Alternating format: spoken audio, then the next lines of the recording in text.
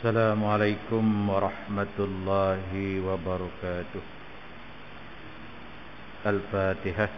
أعوذ بالله من الشيطان الرجيم. بسم الله الرحمن الرحيم. الحمد لله رب العالمين. الرحمن الرحيم. مالك يوم الدين. إياك نعبد وإياك نستعين.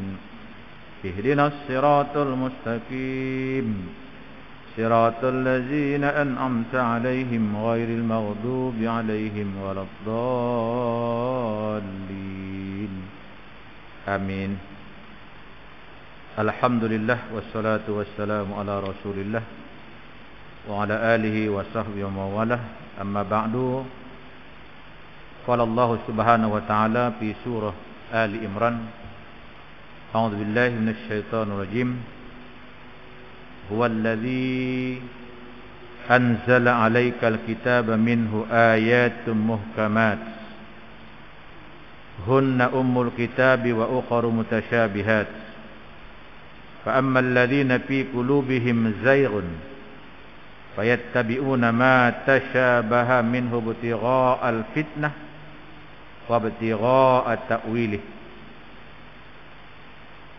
وما يعلم تأويله إلا الله والراسخون في العلم يقولون آمنا به كل من عند ربنا wa ma yadhakkaru illa ulul albab. Surah Ali Imran ayat yang ke-7. Dialah Allah yang menurunkan kepadamu wahai Muhammad kitab suci Al-Quran. Sebahagian besar daripada Al-Quran itu ialah ayat-ayat muhkamat, yakni yang tetap, tegas dan nyata maknanya serta jelas maksudnya. Ayat-ayat muhkamat itu adalah ibu atau pokok isi Al-Quran. Dan yang lain lagi ialah ayat-ayat mutasyabihat, yakni yang samar-samar, tidak terang maksudnya. Oleh itu timbullah faham yang berlainan menurut kandungan hati masing-masing. Adapun orang-orang yang ada dalam hatinya kecenderungan ke arah kesesatan, maka mereka selalu menurut apa yang samar-samar dari Al-Quran dan mencari fitnah dan mencari-cari takwilnya, yakni memutarkan maksudnya menurut yang disukainya, padahal tidak ada yang mengetahui takwilnya, yakni maksud yang sebenarnya melainkan Allah. Dan orang-orang yang teguh serta merendah mendalam pengetahuannya dalam ilmu-ilmu agama berkata, kami beriman kepadanya semuanya datang daripada Tuhan kami, dan tiadalah yang mengambil pelajaran dan peringatan melainkan orang-orang yang berfikir. Wa qala al-muallif rahimahullahu ta'ala wa nafa'ana bi ulumih fid dharain amin ya rabbal alamin. Syukur alhamdulillah kehadirat Allah Subhanahu wa taala pada hari ini. Alhamdulillah kita sehat walafiat, dipanjangkan umur dan diberikan keinginan, kesempatan, masa yang lapang untuk kita berada di rumah Allah Subhanahu wa taala sambil kita berkongsi ilmu pengetahuan apa yang disampaikan oleh para ulama berkenaan dengan syariat Islam. Pada pagi ini kita sambung muka surat 173, sambungan daripada bab yang ke-6, yaitulah matlamat perjuangan yang jelas. Pada pagi ini kita sambung yang kedua. Nah, okey. Jalan menuju matlamat yang jelas. Jadi di samping matlamat perjuangan itu adalah jelas, jalan yang dituju juga mestilah jelas. Nah, saya bagi contoh perbezaannya. Matlamat kita adalah nak pergi Pulau Pinang, kan? Bila kita masuk tol Kemunting Utara, okey, kan? Matlamat kita di mana? Pulau Pinang. Tapi kalau tuan-tuan pergi kona kiri, agak-agak jumpa tak? Kan? Kalau jumpa pun keluar balik Cangkat Jering, kona kiri, lalu balik jalan lama. Kan? Kalau terus je sampai kiamat tak jumpa. Melaka, Johor mungkin boleh sampailah Singapura. Begitu juga dalam perjuangan Islam, walaupun matlamatnya jelas, tapi kalau jalan yang ditempuh tidak jelas, ianya adalah merupakan satu yang sia-sia. Sebagaimana pentingnya memahami matlamat yang jelas, kita juga mestilah memahami bahawa beramal untuk Islam berarti beramal atau bekerja untuk melaksanakan syariat Allah di atas muka bumi ini dengan menggantikan tempat undang-undang dan hawa nafsu dan taghut sekarang ini dengan syariat Allah, kerana manhaj dan syariat Allah itu telah sempurna, tidak memerlukan pokok tambah lagi. Di dalamnya terdapat akidah yang agung, akhlak yang mulia, sistem perundangan yang jelas, mendalam serta mempunyai sifat keanjalan, yakni sifat yang sesuai semua masa dan tempat. Tuan-tuan muslimin yang dirahmati Allah Subhanahu wa taala, kalau kita tanya pada diri kita, inilah yang menjadi satu persoalan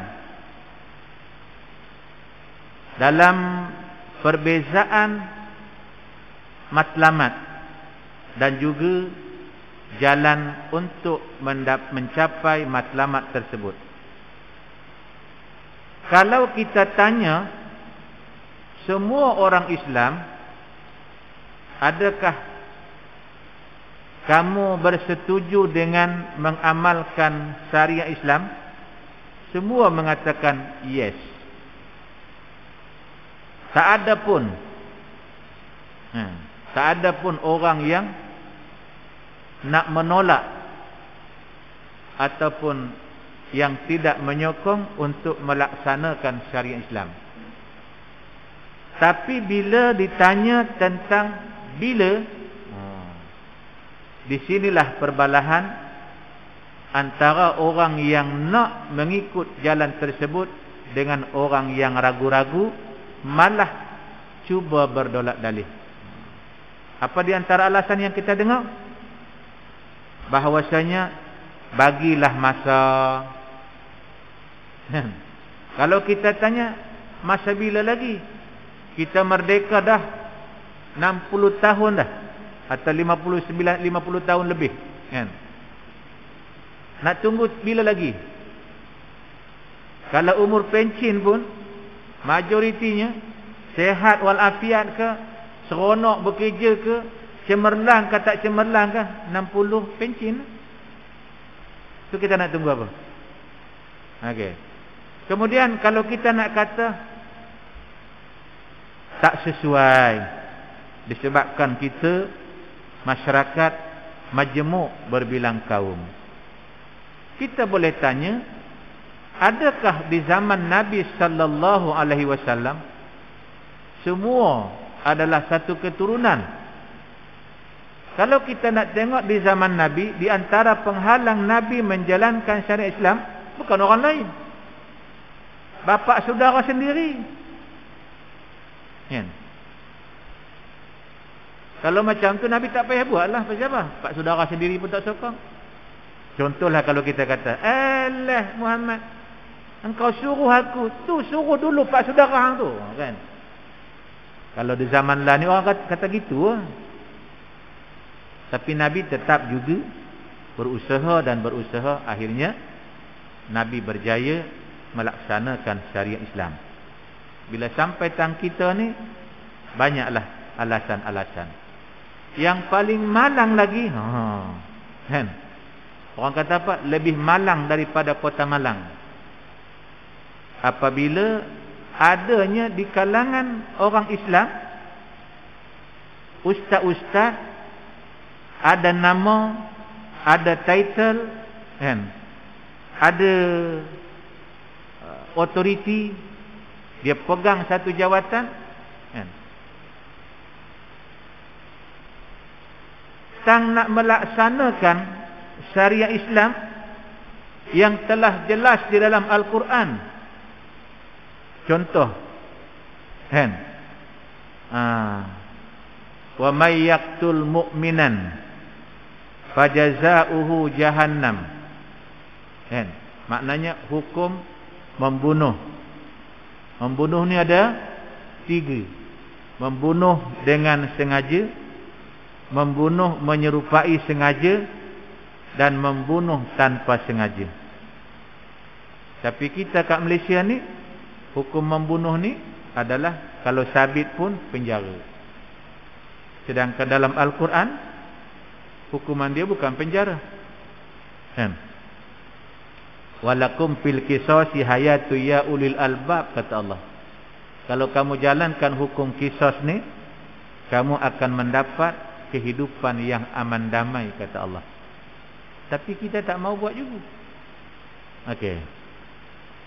Tapi yang ada saya sentuh pada ujung bulan 11 hari itu, kan?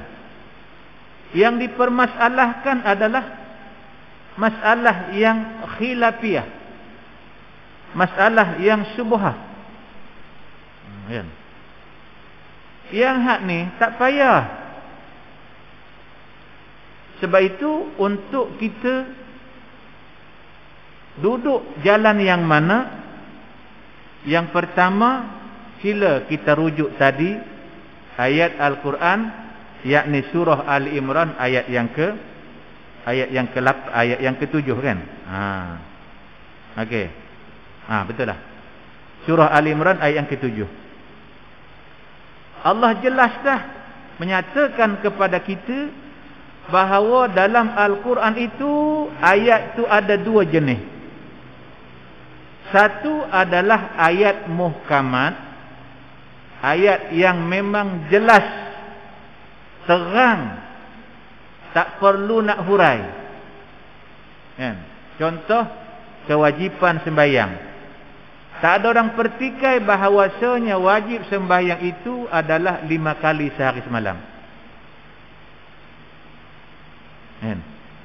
Padahal memang Allah jelas dah dalam Al-Quran. Sebelum ini pernah saya bacakan ayat tersebut, hafizu 'alas salawati was salatil wusta. Ada 2 patah perkataan, makna yang sama tapi tulisan yang berbeza. Kalau yang pertama alif lam sad lam waw alif ta maftuhah, sama macam ni. Tapi bila yang kedua alif lam sad lam, patu ada alif kecil, patu waw, patu ada ta bulat. Makna dia sama. Kalau makna sama, kenapa Allah tak ulang dengan tulisan yang sama? Rupa-rupanya untuk memahami Al-Quran, untuk memahami hadis, kita tak boleh hanya setakat tahu bahasa Arab, kemudian tahu terjemah dia, lepas tu hurai. Saya contohnya tak layak untuk menghuraikan pandangan saya. Saya boleh menghurai kalau saya ambil daripada ulama mufassirin, ulama muhaddisin. Saya sendiri tak layak. Sebab kelayakan untuk menghuraikan satu hadis atau Al-Quran, kena ada 15 ilmu yang perlu ada pada diri seseorang. Kan? Apa dia? asbabun nuzul kalau Quran, asbabul wurud kalau hadis, mantik, bayan, balaghah, nahu, sarab, apa lagi? Ada 15. Barulah orang tersebut layak untuk menghuraikan. Yang ni hadis, hafal hadis pun dia punya matan je. Perawinya tak hafal pun. Malah kalau tuan-tuan perasan di Indonesia ada seorang ustaz yang bernama Adi Hidayat. Saya kagum dengan beliau. Bila dia baca Quran, dia boleh sebut surah apa, dia boleh sebut ayat yang keberapa, dia boleh sebut belah kanan ke kiri ke, belah atas ke, belah bawah ke, tengah-tengah ke. Hebat. Begitu juga hadis. Dia boleh sebut hadis bukan setakat menghuraikan siapa yang meriwayatkan hadis tersebut, malah dia boleh sebut di dalam kitab apa, nombor hadis tu nombor apa. Tapi puak-puak Wahabi kata ustaz ni sesat. Tuan-tuan boleh faham tak? Orang Wahabi kata Ustaz Hadi Hidayat ni sesat, lepas tu dia kata ekstremis. Oh. Inilah tuan-tuan yang dirahmati Allah. Quran dah bagi jelas dah. Dalam Al-Quran ada 2 bentuk, ayat muhkamat, makna jelas, satu lagi ayat mutasyabihat. Tapi masalahnya ialah bahawasanya di dalam ayat yang pertama, fa ammal ladina fi qulubihim zaighun, ada di kalangan manusia ni ada ilmu tapi dia cenderung mengikut hawa nafsu dia, maka dia takwillah ayat Quran ikut suka hati dia. Nanti saya huraikan kepada tuan-tuan. Sebaliknya kata Allah, warrasikhuna, orang-orang yang satu golongan lagi ialah dia kata apa? Yaquluna amanna, kami beriman. Setiap daripada ayat-ayat Allah itu adalah kami percaya. Okey. Yang kedua, sebab itulah di dalam memahami ayat dan hadis mutasyabihat ada 2 golongan ulama. Golongan yang pertama disebut sebagai ulama salaf. Lah ni orang kata salafi. Yang masalahnya dia kata dia salafi, tapi dia takwil ayat tersebut. Takwil pula lari daripada makna yang sebenar dan boleh menyesatkan. Tapi dia kata dialah yang betul. Sedangkan salafi ataupun ulama salaf yang sebenarnya, mereka tidak mentakwilkan ayat tersebut. Siapa dia ulama salafi? Adalah orang yang berada pada zaman Nabi, sahabat dan 300 tahun selepas sahabat. Itu masuk dalam golongan ulama khalaf. Ulama salaf 300 tahun selepas itu sampailah ustaz-ustaz, ulama-ulama hari ini dia panggil ulama khalaf. Okey. Jadi ulama khalaf, ulama salaf ni mereka tidak mentakwilkan ayat mutasyabihat dan hadis mutasyabihat. Tuan-tuan, bukan setakat Quran hadis yang mutasyabihat yang maksudnya makna dia tak jelas. Dalam hadis pun ada yang tak jelas. Manakala ulama khalaf, ulama 300 tahun selepas itu, mereka cuba mentakwilkan. Kenapa mereka mentakwilkan makna itu? Sebab bimbang kalau tidak ditakwil, nanti orang yang tak ada otoriti, tak ada ilmu, dia tafsir ikut hawa nafsu dia, sedangkan dia tak ada ilmu. Maka ulama khalaf ni dia percuba tafsirkan ayat atau hadis tersebut dengan makna yang kita boleh terima. Okey. Tuan-tuan muslimin muslimat rahimakumullah. Saya bagi contoh. Saya baca dulu ayat.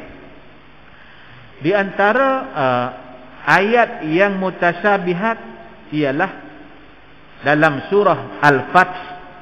Tuan-tuan boleh tengok nanti dalam Al-Quran, surah Al-Fath ayat 48.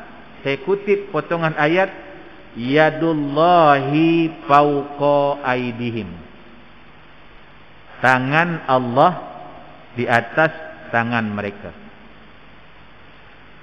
Ulama salaf tidak menterjemahkan tidak mentakwilkan. Apa makna dia?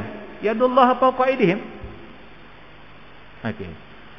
Bila 300 tahun selepas itu, orang ni dah mula dah, otak dia ni dah jauh daripada syariat, dia ikut dan dia je. Maka mengambil sikap ulama khalaf, menterjemahkan atau mentakwilkan ayat tersebut bukan dengan makna tangan yang sebenar, tapi mereka kata qudratullahi fawqa qudratihim. Yadun tu apa hubungan tangan dengan kuasa? Tuan-tuan, kalau pilihan raya yang pangkah tu siapa dah? Tangan kita. Kalau tangan tahan bas apa dia? Tangan kita lah tahan bas. Berhenti teksi tu, berhenti laju. Lari 80 90, kita buat macam ni je. Singgah dia. Cuba kalau kita menjerit pakai mikrofon. Singgah dah ke? Ini gila apa panggil aku guna mikrofon, dia kata. Tapi bila kita dengan tangan, dia singgah. Begitu juga hakim. Hakim dia cakap dengan mulut dah. Setelah mempertimbangkan peguam bela dan juga pendakwa raya, maka dengan ini tanpa diragukan kamu disabitkan kesalahan penjara 5 tahun. Sebelum dia kata tu, tiba-tiba ada orang bangkit.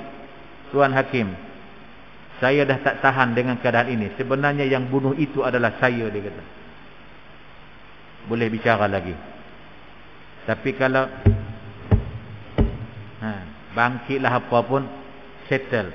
Hang nak lawan, pergi mahkamah tinggi.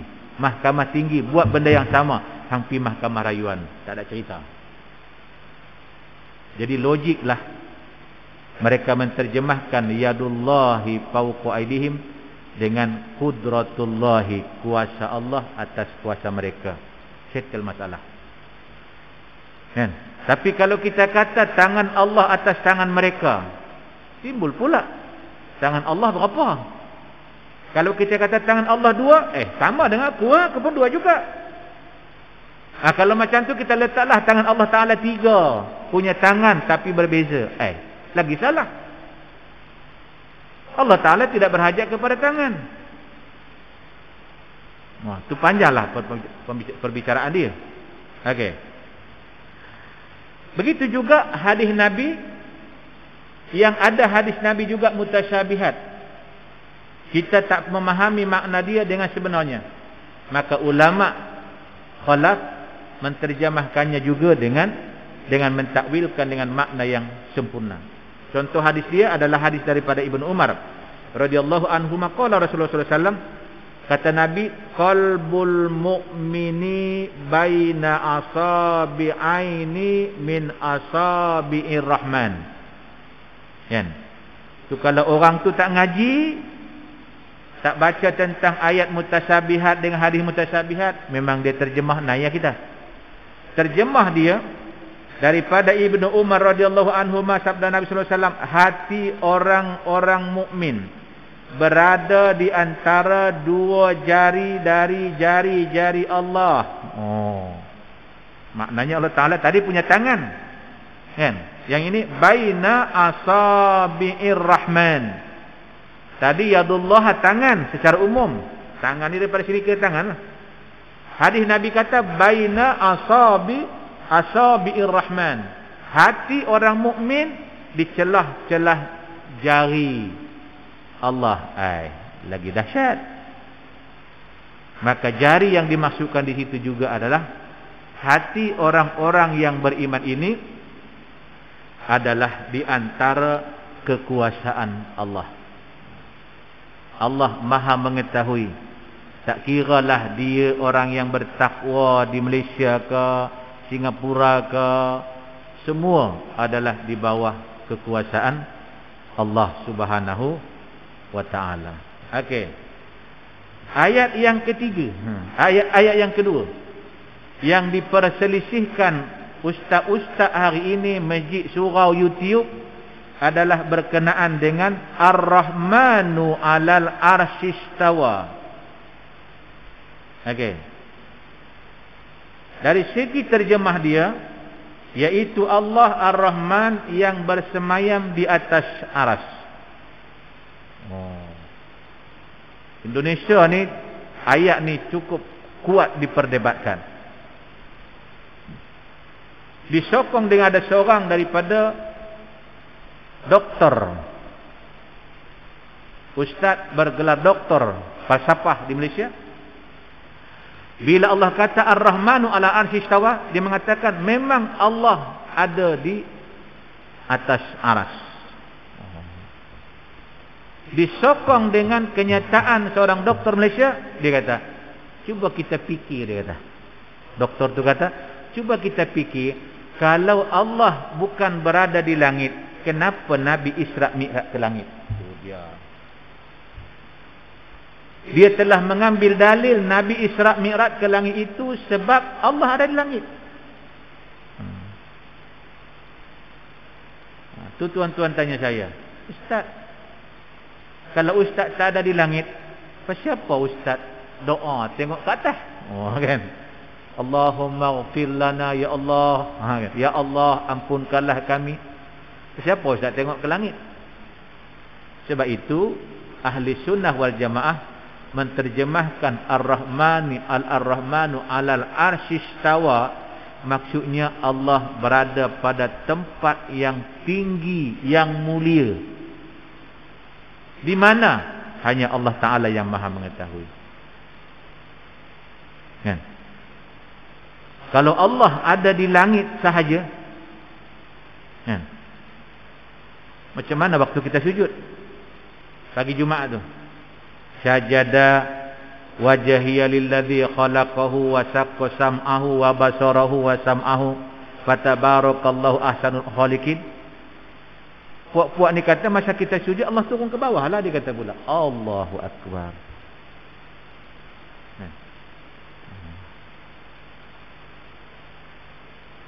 Tuan-tuan muslimin yang dirahmati Allah Subhanahu wa taala. Okey. Nah.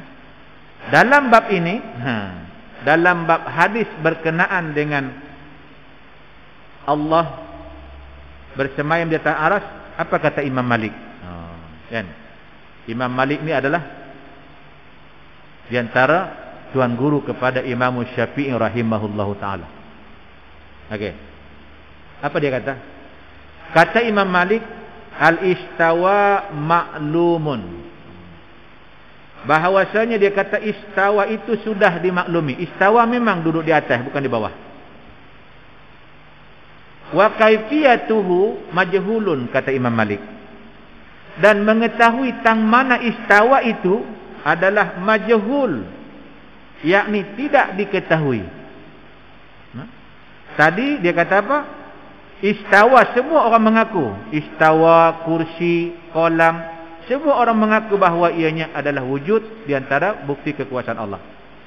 Tapi mengetahui kolam tu tang mana, macam pen kita ke, macam pen maka ke, dakwah dia kekal ke, apa nama ni, boleh dipadam ke, majhulun, kita tak dapat mengetahui.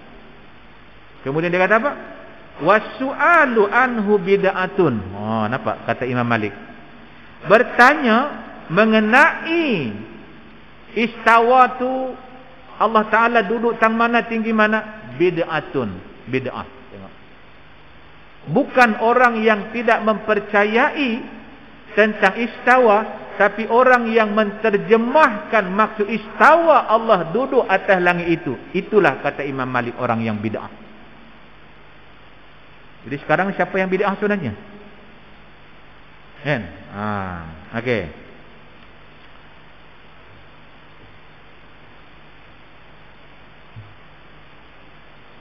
Yang ketiga, ayat Al-Quran yang ketiga yang tuan-tuan kita jumpa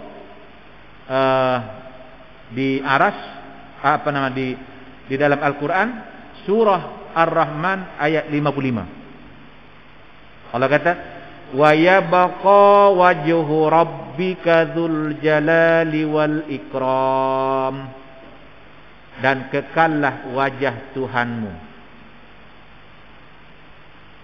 Kalau kita terjemahkan wajah dengan muka, maknanya Allah telah mempunyai muka.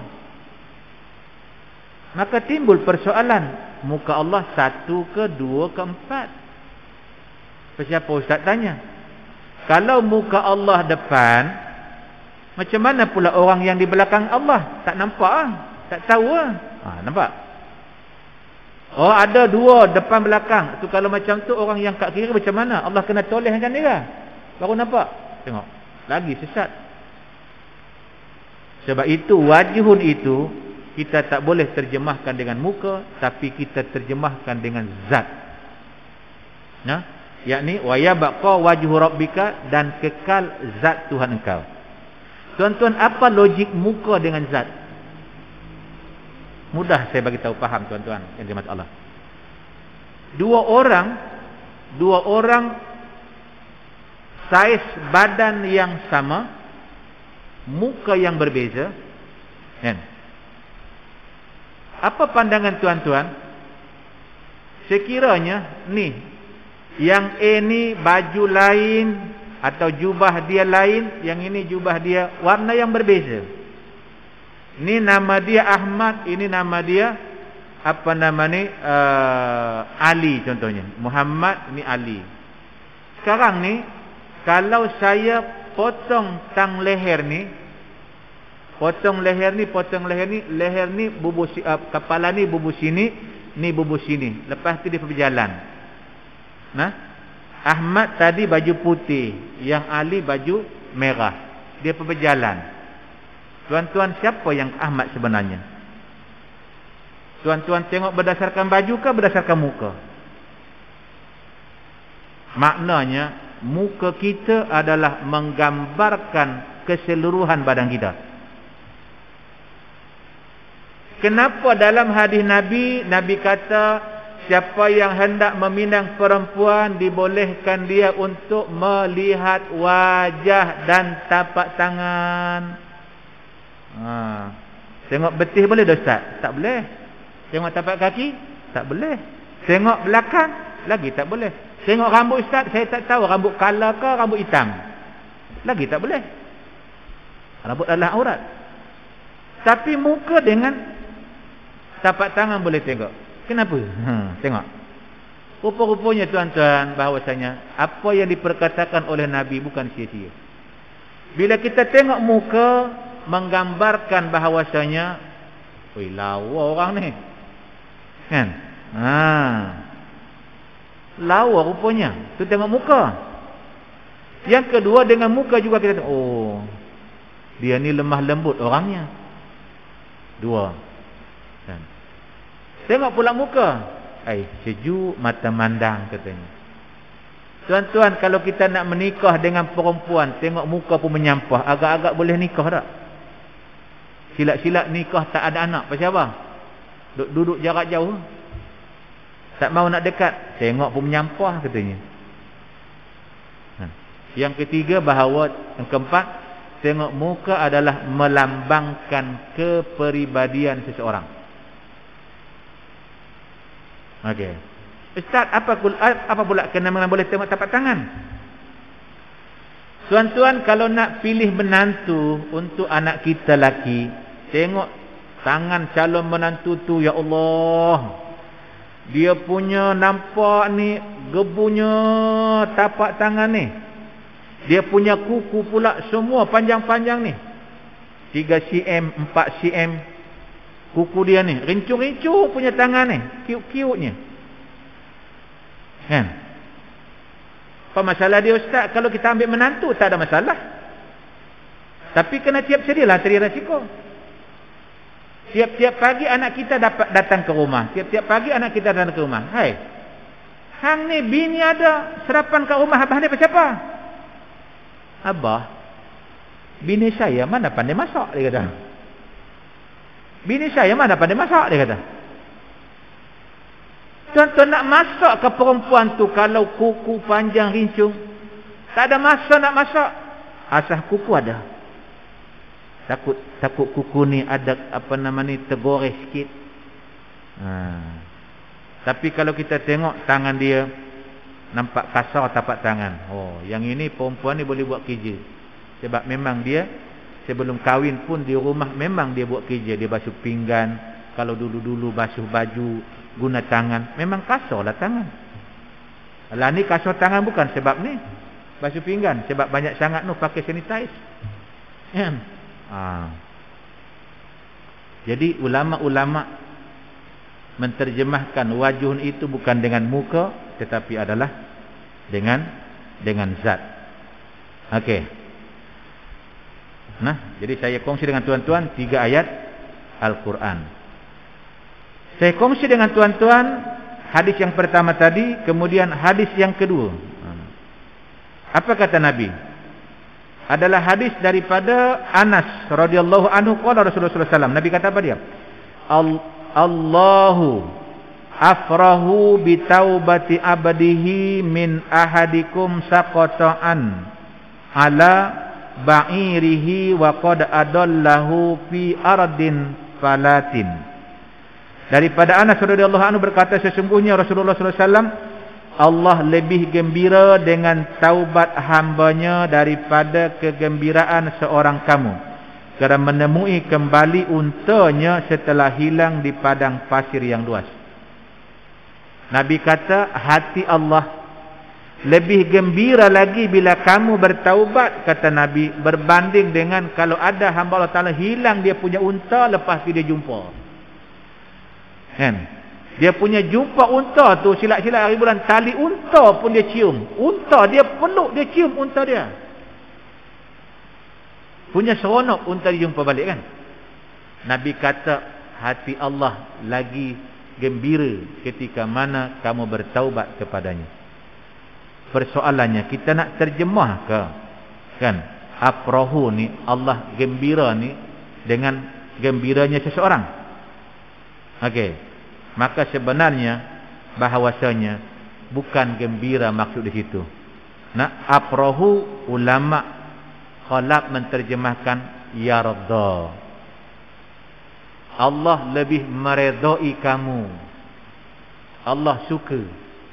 Nah, tuan-tuan yang dirahmati Allah, saya pernah cerita kepada tuan-tuan, di zaman Nabi Musa, orang yang ibadahnya dosa dia tak ada sebab duduk dalam gua, dan dia tak makan ikan, dia makan buah apple, satu pagi satu petang.